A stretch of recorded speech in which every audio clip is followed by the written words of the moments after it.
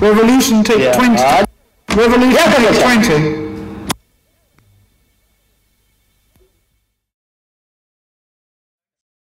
This is a story about four very unlikely friends getting together to ask the students of Sheridan College to voice their opinions. What we're investigating is the food that is being sold in our school cafeteria. And what we're asking is if you think our college needs their very own food revolution. Well, if there's one thing I gotta say about our cafeteria food here at Sheridan, I definitely think that the youth of today should change their eating habits.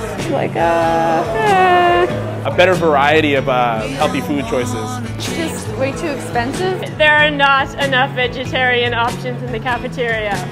Most of the options there are not healthy. Usually I just eat at home. Maybe less junk food and more organic and naturalistic foods. Complete lack of really healthy choices. We could probably use more homemade style foods. But yeah, no, I wouldn't advise eating pizza or Hardee's every single day of your life. The only reason I come here is because it's convenient for me and I'm already here at school, so. Less pop too, and more juices. There's definitely some fast food, which is pretty tempting. Like today, I got the Harvey's. There's no healthy options. well, it's good when you're hungry. Really useless to, you don't really feel healthy or ready to learn or anything after you eat it.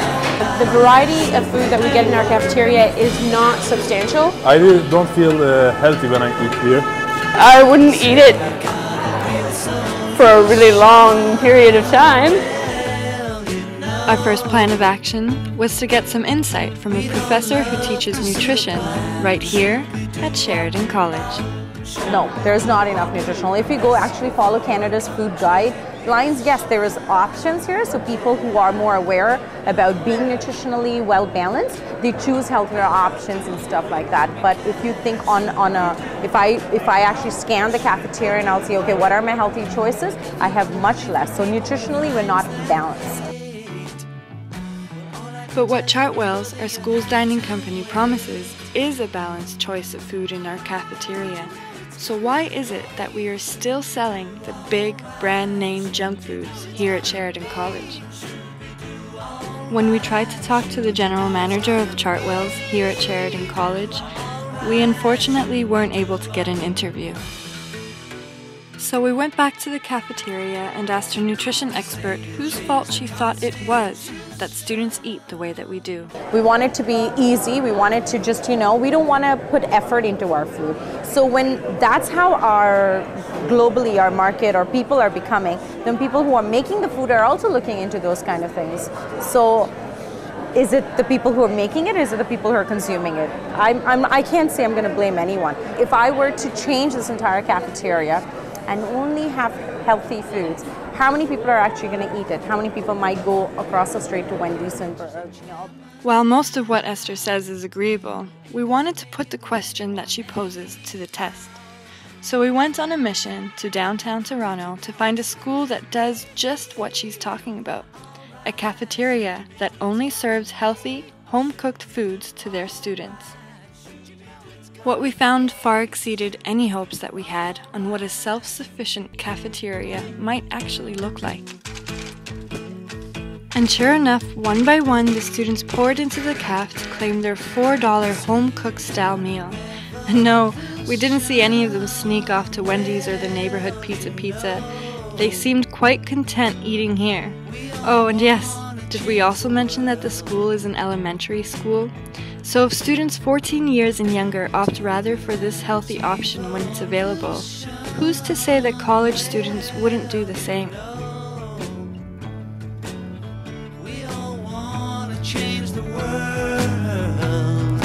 This school's cafeteria is actually a part of a bigger solution and initiative called Food Share, a nonprofit organization that is based right inside the doors of the school.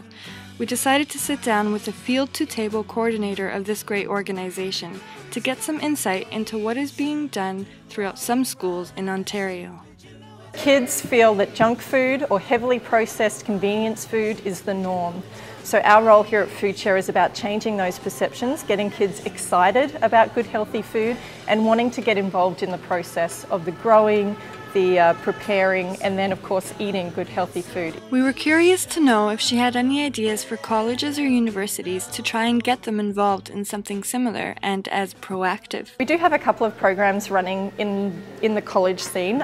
So the Good Food Box program gets distributed to certain universities, and that's a universal food distribution program. We saw the warehouse earlier, where fresh fruits and veggies either from the food terminal or local farmers gets delivered to community drop-off points. So if you're interested in getting Good Food Box at your school, just grab a bunch of people together, at least 8 to 10, and become a community drop-off point for your university, where your friends or your teachers or professors can actually get good healthy food delivered to you on site. My advice to university or college students would be, if you can find someone who knows how to cook, grab a hold of them, get them to teach you something, even if it's just one meal. Teach you that one meal, and then you teach somebody else. Get together and cook and eat with your friends. Recipe for Change is our newest initiative. It's very exciting. It's about food literacy, which I've already mentioned, about every student of any age knowing about food, knowing good healthy food, where it comes from, how it gets to us, who's involved, how to grow it, how to cook it, how to eat it, how to share it, how to compost it. All of those really basic food skills that have just been wiped out over the last, I don't know, say 20 years, whenever home ec disappeared, for example. No student graduating without a really good working knowledge of food, which means that when you get to college, you know how to put a few decent meals together, and you know how to shop on a budget. And so hopefully, if this continues, there'll be enough people power to really shift where college food is at the moment, I think. This is revolutionary! All this talk ended up making us incredibly hungry, so the executive director of FoodShare was kind enough to invite us to join her for a free tasting of the cafeteria lunch. How can people study if they can't eat? And how can a student who's living on $6,307 a year buy healthy food? And that is such an important question that is being raised, because how can university and college students who live on such low income have a balanced and healthy lifestyle? And why aren't we getting that needed support starting from right inside our very own college cafeteria? If this elementary school could afford to make a wholesome, nutritious meal for such an accommodating price, where is our college going wrong? For the next hour, we sat with Debbie and her guests to talk all about food.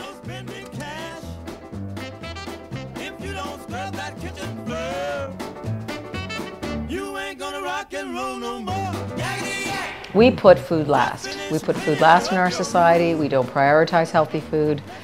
We put food last at Sheridan College. University students and college students are just trying to survive, get through it any way they can. They'll eat anything. They don't have any money. It's quite complicated. Colleges and universities have always had some privatized distribution of food, so it's a much more difficult struggle. Don't stress yourself out. Make sure you enjoy it, but try to eat more vegetables and fruits. Heading back to Sheridan College, getting more students to speak out seemed even more important now. And so, that's exactly what we'll continue to do. Do you want me to say that again or no? That's it. That's it.